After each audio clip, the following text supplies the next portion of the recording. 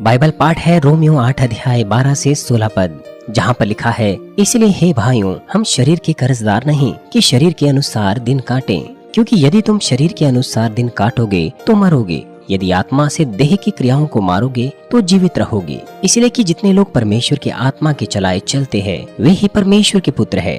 क्योंकि तुमको दासत्व की आत्मा नहीं मिली कि फिर भयभीत हो, परंतु लेखपालकपन की आत्मा मिली है, जिससे हम हे अब्बा, हे पिता कहकर पुकारते हैं। आत्मा आप ही हमारी आत्मा के साथ गवाही देता है कि हम परमेश्वर की संतान हैं। आप में दोनों ही सत्य और असत्य पाए जाते हैं।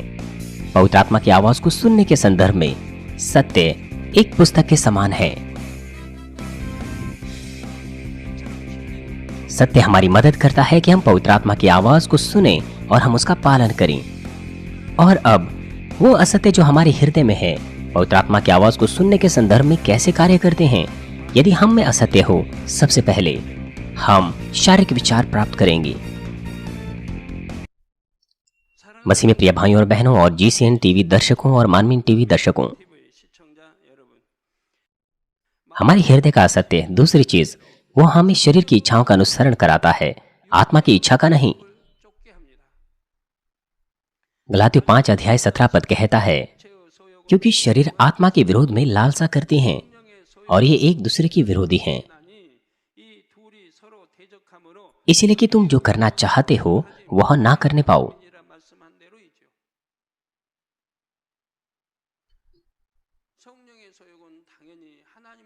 पवित्र आत्मा की इच्छा आपको परमेश्वर की इच्छा का अनुसरण करा सकती हैं।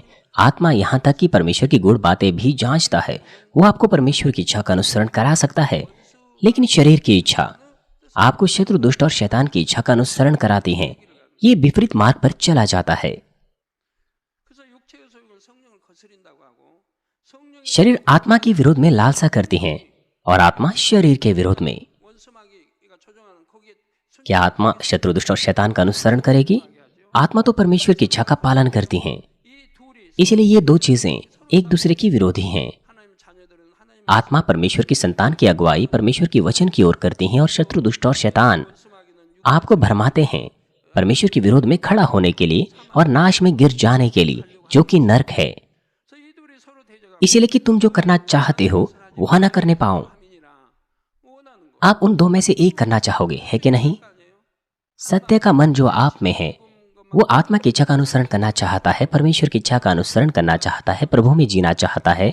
जितना आपने अपने हृदय में उसे जोता है, दूसरी तरफ आप में जो असत्य का मन है आपके हृदय में, वो संसार से प्रेम करने की कोशिश करेगा, संसार के पीछे चलने की कोशिश करेगा। इसलिए कि जो तुम करना चाहो वह ना करने पाओ। ये एक दूसरे की विरोधी हैं। क्यों ये एक दूसरे की विरोधी है? अगर आपके मन में कोई लड़ाई ना हो, कोई विरोध ना हो, ये कितना अच्छा होगा। अगर हम सामान्य तौर पर कहें, शारीरिक इच्छाएं वो स्वभाव है जो शरीर का अनुसरण करते हैं, पवित्र आत्मा की इच्छा का अनुसरण नहीं। इसी प्रकार से अगर हमारे हृदय में असत्य है तो ये दो बातें, दो चीजें दोनों ही कार्य करेंगी। दूसरे शब्दों में शारीरिक इच्छाएं और शारीरिक विचार। इसलिए हम पवित्र आत्मा की आवाज को नहीं सुन पाते, और यदि भी अगर हम सुने भी तो उसका पालन नहीं कर पाते। बजाय इसके हम केवल शत्रु, दुष्ट और शैतान की आवाज ही सुनेंगे। ये बात सुनने के बाद आप संदेह कर सकते हैं कि आप तो अपने व्यवहार के नियंत्रण में हैं। आपकी आत्मिक आंखें अभी नहीं खुली है, इसलिए आप शत्रु, दुष्ट और शैतान को नहीं देख सकते हैं जो बाधित करता है। इसलिए आप ऐसा सोच सकते हैं कि आप जो कुछ करते हैं सब कुछ आपके नियंत्रण में है, लेकिन ये पूरी तरह से गलत है। जबकि यदि भी आपकी आत्मिक आंखें हैं भी तो भी शैतान को देखना आसान नहीं है। लेकिन ये सत्य से भी बढ़कर है कि शैतान आपको नियंत्रित करता है। शैतान आपके विचारों को नियंत्रित करता है, आपके शारीरिक विचारों को नियंत्रित करता है। शैतान उन संकेतों के द्वारा कार्य कर सकता है जिन्हें आप देख नहीं सकते। यहाँ तक कि आत्मिक आंखों से भी आप शैतान को अच्छे से नहीं देख सकते। केवल तब जब परमेश्वर आपको दिखाएं तो आप देख सकते हैं। लेकिन अगर आप आत्मिक क्षेत्र को समझें तो आप समझेंगे कि यह आपकी इच्छा नहीं वरन शत्रु, दुष्ट और शैतान की इच्छा है। जब आप कुछ भी असत्य में करते हैं, शत्रु, दुष्ट और शैतान का कार्य वो परमेश्वर के संतान को परमेश्वर के वचन के अनुसार या इच्छा के अनुसार जीने में बाधित करना है। और अंततः उन्हें अनंत मृत्यु की ओर ले जाना है। वो उन्हें पवित्र आत्मा की आवाज को सुनने के लिए छोड़ नहीं देंगे। वो उन्हें शैतान की आवाज को सुनाते हैं। असत्य जो उनके हृदय में है उसका प्रयोग करने के द्वारा, दूसरे शब्दों में शारीरिक विचारों और शारीरिक इच्छाओं के द्वारा जो असत्य से उत्पन्न होते हैं, वो मनुष्यों को नियंत्रित करते हैं जैसा शैतान चाहता है वैसे। आइए मैं संक्षिप्त तौर पर आपको बताऊंगा कि शैतान कैसे कार्य करता है और शैतान की आवाज पवित्र आत्मा की आवाज से किस तरह से अलग है। मैं इसकी तुलना रेडियो की तरंगों से करना चाहता हूँ। पवित्र आत्मा हमेशा परमेश्वर की संतान से बात करता है जो उनके हृदय में निवास करता है। परमेश्वर की संतान इस आवाज को उनके हृदय में सत्य के द्वारा सुन सकते हैं। सत्य के द्वारा, दूसरे शब्दों में वो आवाज या वो विनती वो हृदय में आती है। ठीक है, सत्य के द्वारा आप उसे सुन सकते हैं। दूसरी ओर शैतान की आवाज को रेडियो की तरंगों के समान फैलाता है, प्रसारित करता है। विशेष तौर पर शैतान हवा में बुरे मन को और उस सामर्थ्य को फैला देता है जिससे लोग अंधकार के कार्य करते हैं। वो जिन्होंने असत्य को अपने हृदय से निकाल फेंक दिया है और सत्य से भर दिया है, वो पवित्र आत्मा की आवाज को, केवल पवित्र आत्मा की आवाज को सुनते हैं। इसलिए वो कोई और आवाज नहीं सुन सकते पवित्र आत्मा की आवाज को छोड़।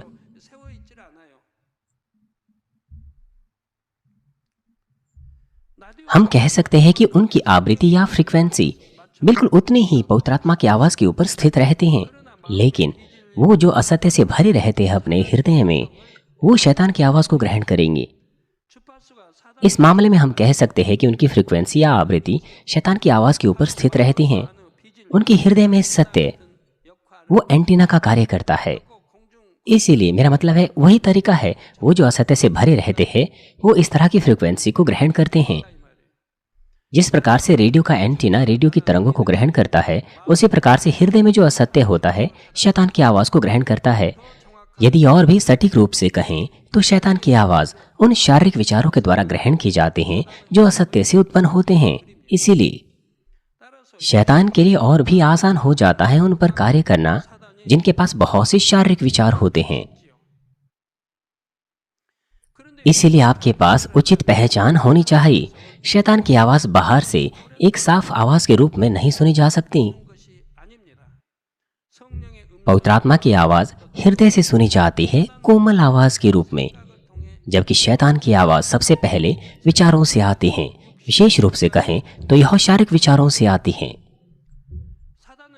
शैतान शारीरिक विचारों को उत्तेजित करते हैं हमारे हृदय में असत्य को प्रोत्साहित करने के लिए। शारीरिक विचारों के द्वारा यह शारीरिक इच्छाओं को प्रेरित करता है। शैतान बाहर से कार्य करता है, बाहर से कार्य करता है और वहां से वह रेडियो की तरंगों से कार्य करता है। आप एंटीना लगाते हैं और उससे आपको संकेत मिलते हैं। उसी प्रकार से शारीरिक विचार एंटीना का कार्य करते हैं। पवित्र आत्मा हवा में नहीं है, वरन वह आप में है। इसलिए आप पवित्र आत्मा की आवाज को उतना सुनते हैं जितना आप अपने हृदय में सत्य को जोतते हैं।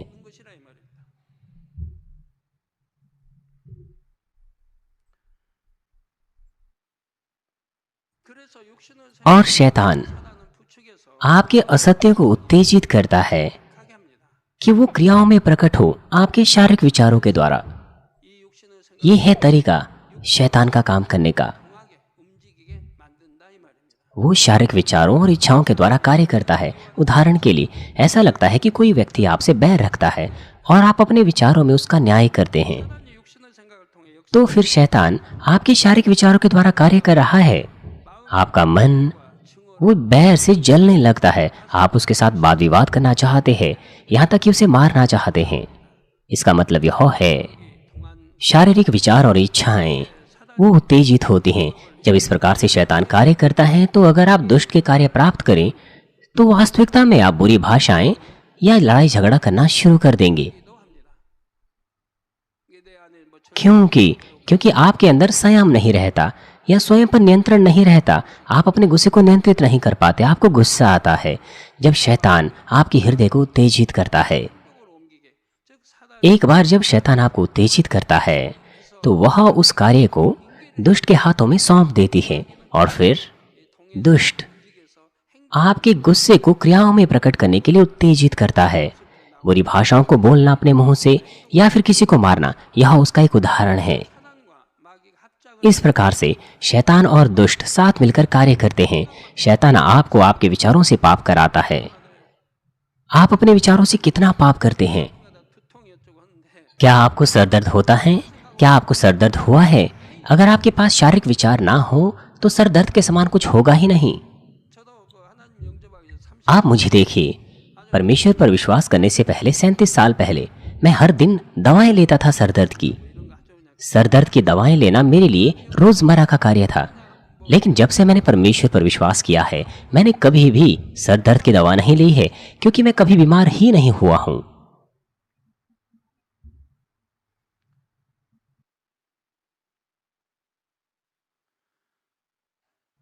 आप इस प्रक्रिया को उनसे समझ सकते हैं जिनको डिप्रेशन होता है।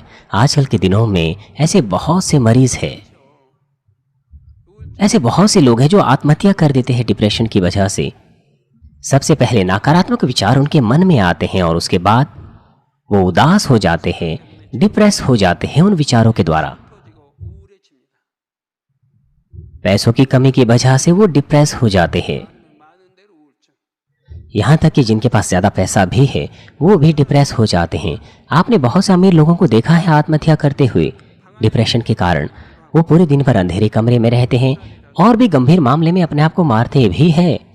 एक बार जब निरंतर वो शैतान की आवाज को सुनते हैं जो उनकी शारीरिक विचारों से कार्य करती हैं, तो फिर उसके बाद उनका दिमाग कब्जे में ले लिया जाता है और उनकी क्रियाएं भी नियंत्रित की जाएगी। स्थिति बदतर हो जाते हैं, फिर उनका मन कब्जे में आ जाता है और इस क्षण में लगभग कोई मार्ग नहीं रह जाता है उनके पास, और फिर अंत में उनकी क्रियाएं नियंत्रित हो जाती हैं और फिर वो नाश की ओर खींचे चले जाते हैं। यदि हम इस अंतर को समझें तो फिर हम पवित्र आत्मा और शैतान की आवाज को सही से पहचान सकते हैं। परंतु कुछ लोग, उनके पास केवल सत्य या केवल असत्य ही होता है उनके हृदय में, और कुछ ऐसे भी लोग हैं जिनके पास कुछ सत्य और कुछ असत्य दोनों साथ मिलकर हृदय में होते हैं। वो इसलिए क्योंकि अभी भी बहुत से लोग असत्य को दूर करने की प्रक्रिया में हैं। मान लीजिए एक व्यक्ति ने प्रभु को ग्रहण किया और इस क्षण सत्य की तुलना में असत्य उसके अंदर ज्यादा है, लेकिन जैसे जैसे वो परमेश्वर का वचन सुनता है वो असत्य को दूर करता है, सत्य को अपने अंदर डालते हुए। और फिर एक ऐसा व्यक्ति है जिसके अंदर 50% सत्य है और 50% असत्य है, तो फिर संभावित तौर पर वो पवित्र आत्मा की आवाज को नहीं सुन पाता है। लेकिन दूसरी तरफ एक ऐसा व्यक्ति है जिसके पास ज्यादा असत्य है सत्य के बजाय, लेकिन पवित्र आत्मा की आवाज को साफ रीति से सुनता है। क्यों? क्या कारण है इसका? मैं पहले ही आपको बता चुका हूं पहले। क्या इस बार मैं बताऊं या नहीं?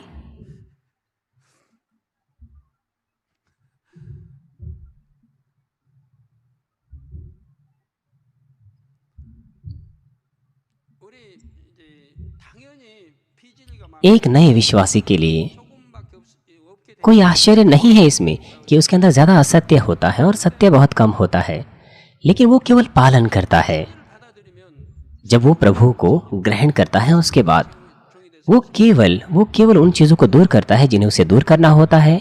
जब सत्य को वो ले रहा होता है वो निरंतर अपने आप को सत्य से भरता जाता है। इस तरह का व्यक्ति पवित्र आत्मा की आवाज को सुनता है, वो केवल पालन करता है। इसीलिए परमेश्वर कितने प्रसन्न होंगे। इसलिए परमेश्वर उसे पवित्र आत्मा की आवाज को सुनाते हैं और उसकी अगुवाई और भी अधिक करते हैं। वो पालन करने वाला व्यक्ति है और हृदय में भला व्यक्ति है। जो भी है, एक ऐसा व्यक्ति है जिसके पास आधा सत्य है और आधा असत्य है।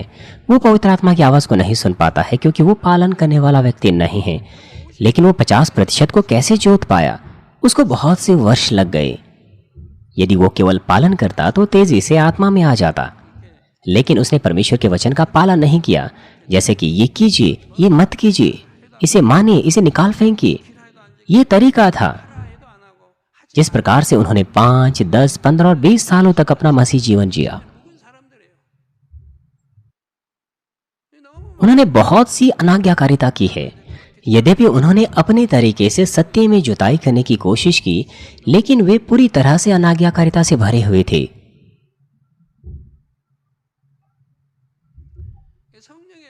उन्होंने बहुत बार अनाज्ञाकारिता की है, इसलिए वो पवित्र आत्मा की आवाज को अब नहीं सुन पाते हैं। यद्यपि अगर सुने भी, वो पहचान नहीं पाते कि क्या वो पवित्र आत्मा की आवाज है या फिर उनके अपने विचार है। वो पहचान नहीं पाते हैं उन्हें इस तरह से। और इस प्रकार के मामले में पवित्र आत्मा की आवाज और शैतान की आवाज किस प्रकार से सुनाई देती है? यदि आप अपनी फ्रीक्वेंसी को सही से स्थापित ना करें तो वास्तविक प्रसारण के साथ साथ आपको दूसरी भी ध्वनियां सुनाई देगी। इसी प्रकार से यदि आपके पास कुछ असत्य है और कुछ सत्य है, तो फिर आप शैतान की आवाज और साथ ही पवित्र आत्मा की आवाज भी सुनेंगे। इसलिए आप पहचान नहीं कर सकते कि क्या ये पवित्र आत्मा है या फिर शैतान की आवाज है। यद्यपि वह पवित्र आत्मा की आवाज सुनते भी है लेकिन पहचान नहीं पाते। परंतु वो लोग जो शुरुआत से ही पालन करते आ रहे हैं वो पहचान सकते हैं, क्योंकि वो निरंतर पालन करते आए हैं। इसलिए वो आत्मा में आ पाए हैं, तेजी के साथ वो आ पाए हैं। इसलिए अब आपको केवल पवित्र आत्मा की आवाज ही सुननी चाहिए। यदि आप समझे कि कैसे असत्य आप में कार्य करता है, तो आप असत्य को तेजी से दूर कर सकते हैं और निश्चित रूप से दूर कर सकते हैं। और साथ ही शारीरिक विचार भी अलग अलग प्रकार के होते हैं और शारीरिक इच्छाओं की मात्रा भी प्रत्येक के विश्वास के परिमाण के अनुसार भिन्न होती हैं।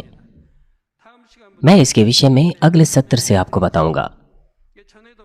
जैसे कि मैंने आपको पहले बताया, पवित्र आत्मा की आवाज वो हृदय से सुनाई देती है और शैतान की आवाज बाहर से सुनाई देती है, आपके शारीरिक विचारों के द्वारा, उन तरंगों के द्वारा जो शैतान फैलाता है। ये बिल्कुल ऐसे है जैसे एक व्यक्ति मुख्य द्वार के बाहर खड़ा है। घर में आने के लिए उस व्यक्ति को मुख्य द्वार से आना पड़ेगा। स्वामी से मिलने के लिए उस व्यक्ति को मुख्य द्वार से आना होगा, लेकिन उस व्यक्ति को शारीरिक विचारों के माध्यम से आना पड़ेगा। यहाँ पर शारीरिक विचार मुख्य द्वार पर पहरा देते हैं और शैतान शारीरिक विचारों को नियंत्रित करता है। आसानी से समझने के लिए आप इस तरह से सोच सकते हैं। लेकिन आत्मा के जन का इन चीजों से कोई लेना देना नहीं, क्योंकि उनके पास कोई शारीरिक विचार नहीं होते। पवित्र आत्मा उनके अंदर उस व्यक्ति के हृदय की अगुवाई करता है। इसीलिए आत्मा के जन को कुछ सोचने की आवश्यकता नहीं होती। जब वह कोई सलाह देता है, वो तुरंत बाहर निकल आता है। सलाह तुरंत ही बाहर निकल आती है, उन्हें सोचने की आवश्यकता नहीं होती। उत्तर पवित्र आत्मा के द्वारा हृदय से बाहर निकल आता है। पवित्र आत्मा मदद करता है। मसीह में प्रिय भाई और बहनों, यदि आप पवित्र आत्मा की आवाज को साफ रूप से सुनने की कोशिश करें तो पवित्र आत्मा शांत नहीं रहेगा। वो अपनी बेहतर कोशिश करता है आपकी मदद करने के लिए। जब आप अपने हृदय से असत्य को दूर करने की कोशिश करते हैं और सत्य का अभ्यास करते हैं, हालांकि परमेश्वर आपको अनुग्रह और ताकत भी देगा। आप असत्य को तेजी से दूर कर सकते हैं उस अनुग्रह और ताकत के द्वारा जो परमेश्वर देता है, और पवित्र आत्मा की मदद के द्वारा और आपके अपने प्रयासों के द्वारा साथ मिलकर। जब आपने प्रभु को ग्रहण किया, आपके वो सारे पाप क्षमा हुए जो आपने बीते समय में किए थे, पवित्र आत्मा की आग का बपतिस्मा प्राप्त करने के द्वारा। परंतु पवित्र आत्मा का इस प्रकार का कार्य केवल एक समय की घटना नहीं होती, वो निरंतर हमें साफ करता है। वो पापमय स्वभाव को जो हमारे हृदय की गहराई में होते, जिसे हम भी एहसास नहीं करते कि वो है, उन्हें भी साफ करता है। वो उन्हें आग से जलाता है। लेकिन हमें पवित्र आत्मा की परिपूर्णता को हर वक्त बनाए रखने की कोशिश करनी चाहिए, ताकि वह इस प्रकार के कार्य निरंतर कर सकें। पवित्र आत्मा की परिपूर्णता को बनाए रखने के लिए सबसे महत्वपूर्ण बात है प्रार्थना। आपको प्रार्थना नहीं रोकनी चाहिए। बिना प्रार्थना के आत्मा में जाना असंभव है। ये असंभव है, ये कभी भी संभव नहीं है। आपको अवश्य ही प्रार्थना नहीं रोकनी चाहिए, चाहे कारण कोई भी क्यों ना हो। एक ऐसा सदस्य है जिसके लिए मैं धन्यवादी हूँ। वो ठोकर खाता था जब उसके सामने परीक्षाएं आती थी, लेकिन हर वक्त वो जल्दी ही पार निकल जाता था उस ठोकर के बाद। वो इसीलिए क्योंकि वो कभी भी प्रार्थना नहीं रोकता था। कुछ ऐसे सदस्य हैं जो कभी भी प्रार्थना नहीं रोकते। उन सदस्यों में से जो मेरे साथ इस कलीसिया की शुरुआत से ही है और अब वो लीडर बन गए हैं। यद्यपि वो प्रार्थनाएं कभी नहीं रोकते, लेकिन तो भी वो आत्मा में आने में बहुत धीमे हैं। वो अपने शारीरिक विचारों को नाश नहीं कर पाए हैं, इसलिए वो आत्मा में आने में धीमे हैं। क्योंकि उन्होंने प्रार्थना करना कभी नहीं रोका, इसलिए वो परीक्षाओं में नहीं पड़े हैं, और जब कभी भी परीक्षाएं आई हैं उन्होंने उन्हें पार किया है। ये पुराने दिनों की कहानी है, 80 और 90 के दशक की कहानी है, ठीक है। जो भी है, आपको कभी भी प्रार्थना करना नहीं रोकना चाहिए। अगर आप करें तो आप पवित्र आत्मा की परिपूर्णता को खो बैठेंगे और फिर आप अपने आप को नियंत्रित नहीं कर पाएंगे। आप स्वयं से नहीं बच सकते। पवित्र आत्मा की मदद आवश्यक है। यदि आप बिना इसके बचाए जाएं, तो फिर परमेश्वर के लिए कोई कारण नहीं है कि वो पवित्र आत्मा हमारे पास भेजें। वो जो प्रार्थना रोकते हैं वो बहुत मूर्ख है। यदि आप प्रार्थना रोकें और कहें कि आप विश्वास करते हैं, तो फिर आप सच्चे विश्वासी नहीं हैं। आपका विश्वास तब प्रकट होता है जब आपके जीवन में परीक्षाएं, कष्ट या मुश्किलें आती है। उसके अनुसार क्या आप विश्वास दिखा सकते हैं या नहीं। केवल एक बार नहीं, वरन निरंतर ही पवित्र आत्मा हमारे हृदय को साफ करता है और यहाँ तक कि गहरे पापमय स्वभाव को भी हमारे हृदय में जलाता है। इसलिए आपको पवित्र आत्मा की परिपूर्णता को बनाए रखने के लिए कोशिश करनी चाहिए कि वह इस तरह से कार्य करें। इसके लिए सबसे पहला आपको प्रार्थना करना है, और दूसरा भलाई की लालसा रखते हुए आपको आत्मा में जाना है। इसलिए पहला है प्रार्थना और दूसरा है भलाई की लालसा का हृदय। हमें परमेश्वर के वचन पर मनन करना है, सचेत रहने की कोशिश करनी है, जोशीली प्रार्थनाएं करनी है और परमेश्वर के राज्य में विश्वास योग्य रहना है। लूका 11 अध्याय 13 पद कहता है, सो जब तुम बुरे होकर अपने लड़के वालों को अच्छी वस्तुएं देना जानते हो, तो स्वर्गीय पिता अपने मांगने वालों को पवित्र आत्मा क्यों ना देगा।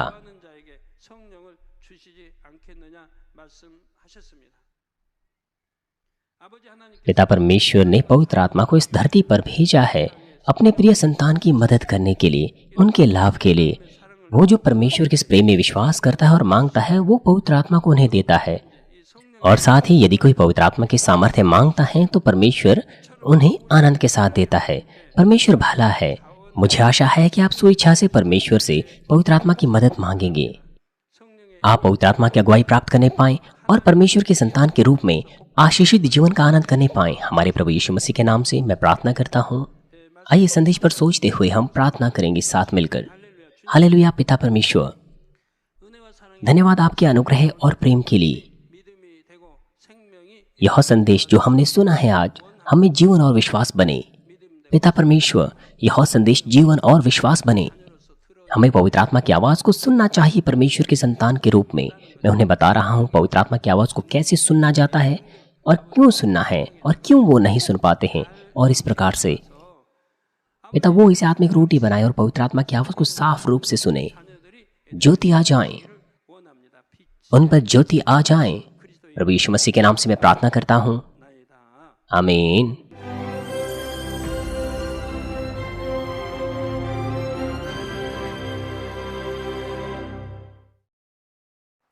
हालेलुया। सर्वशक्तिमान प्रेमी पिता परमेश्वर, कृपया अपना हाथ तमाम भाई और बहनों पर रखें जो इस वक्त यहाँ पर इस प्रार्थना को ग्रहण कर रहे हैं। अपना हाथ तमाम सदस्यों पर रखें, शाखा कलीसियाओं में और स्थानीय कलीसियाओं में, और तमाम GCN टीवी दर्शकों पर और मानवीन टीवी दर्शकों पर, और वो जो इस सभा को सैटेलाइट, केबल और इंटरनेट के द्वारा संसार भर में देख रहे हैं। उनके हृदय में विश्वास बोइए और उनके नकारात्मक विचार और शक दूर कीजिए। तमाम क्लेश और आजमाइशें उन्हें छोड़ के चले जाएं। सिर से लेकर पैर तक उनके सभी बीमार और दर्द भरे अंगों को, अंदरूनी अंग, कोशिकाएं, उत्तक और तंत्रिकाओं समेत पवित्र आत्मा की आग के द्वारा जला दीजिए। सृष्टि की ज्योति उन पर आ जाए। यीशु मसीह के नाम से मैं आज्ञा देता हूँ, शत्रु, दुष्ट और शैतान, तमाम बीमारियां, रोगाणु, विषाणु और निर्बलताएं दूर हो। ज्योति उन पर चमके। उनके तमाम असाध्य और अंतकारी रोग पवित्र आत्मा की आग के द्वारा झुलसा दीजिए। तमाम प्रकार की महामारियां और संक्रामक रोग, मलेरिया समेत दूर कीजिए। तमाम नई और अज्ञात बीमारियां, स्वाइन फ्लू सहित उनसे दूर हो, साफ हो जाएं और वो ठीक हो जाएं। तमाम संक्रामक रोग जैसे कि जुकाम और बुखार उनसे दूर हो। पिता, उन्हें हर प्रकार के रोगाणुओं और विषाणुओं से और बैक्टीरिया से सुरक्षा दीजिए। उन्हें चंगा कीजिए। तमाम प्रकार के कैंसर, पेट के कैंसर, फेफड़े के कैंसर, जिगर के कैंसर, छाती के कैंसर, गर्भ के कैंसर और आंतों के कैंसर से। और तमाम दूसरी बीमारियां जैसे कि एड्स, लुकेमिया, दिमागी रक्तघात, उच्च रक्तचाप, धीमा रक्तचाप, हृदय की बीमारी, फेफड़े की बीमारी, मधुमेह, स्त्री रोग और थायराइड की बीमारियां और तमाम सूजन और जलन दूर हो। पोलियो, लकवा, गठिया, हर्निएटेड डिस्क और दूसरी बीमारियों से वे चंगे हो जाएं। तमाम दूसरे दर्द उनसे गायब हो जैसे कि पीठ दर्द, सिर दर्द और मानसिक दर्द, मिर्गी, स्वलिनता, उदासी, तंत्रिका रोग और तमाम दूसरी मानसिक बीमारियों से वे आजाद हो जाएं। तमाम प्रकार के लकवे से वे खुल जाएं, उठें, चलें और वे कूदें। वे अच्छी आंखों की दृष्टि प्राप्त करें, अच्छे सुनने की शक्ति प्राप्त करें, अंधों की आंखें खुल जाएं, बहरे सुनने लगे और गूंगे बोलने लगे। दुर्घटना के तमाम दुष्प्रभावों को चंगा कीजिए, उनकी टूटी हड्डियां ठीक कीजिए, उन्हें जलन से ठीक कीजिए, जलन और दहन संवेदनाओं से दूर हो। पिता, कोई दाग वहां न रह जाएं। तमाम प्रकार की नशे की लत से, जहर पदार्थ और उनके इस्तेमाल से साफ हो जाओ। पिता, मरी हुई कोशिकाओं, उत्तक और तंत्रिकाओं को फिर से जिला दीजिए, मृतकों को जिला दीजिए, उन्हें आशीष दीजिए गर्भधारण की। पिता, कृपया उन्हें गर्भधारण की आशीष दीजिए। यीशु मसीह के नाम से मैं आज्ञा देता हूँ, शत्रु, दुष्ट और शैतान, हवाओं के शासक, अंधकार की सेनाएं और उनके दास उनसे दूर हो। बुरी आत्माएं, अशुद्ध आत्माएं, झूठी आत्माएं, धोखे की आत्माएं, झूठ की आत्माएं, अलग करने वाली आत्माएं और तमाम अंधकार के बल दूर हो। दुष्टता के तमाम बंधन खुल जाएं, अंधकार दूर हो, ज्योति आ जाए। पिता परमेश्वर, उन्हें ताकत दीजिए कि वे प्रार्थनाओं में पुकारें, सामर्थ्य दीजिए पापों को दूर करने की और वे पवित्र हो जाएं। वो भले स्वस्थ में बने रहे जब उनका प्राण समृद्ध होता है।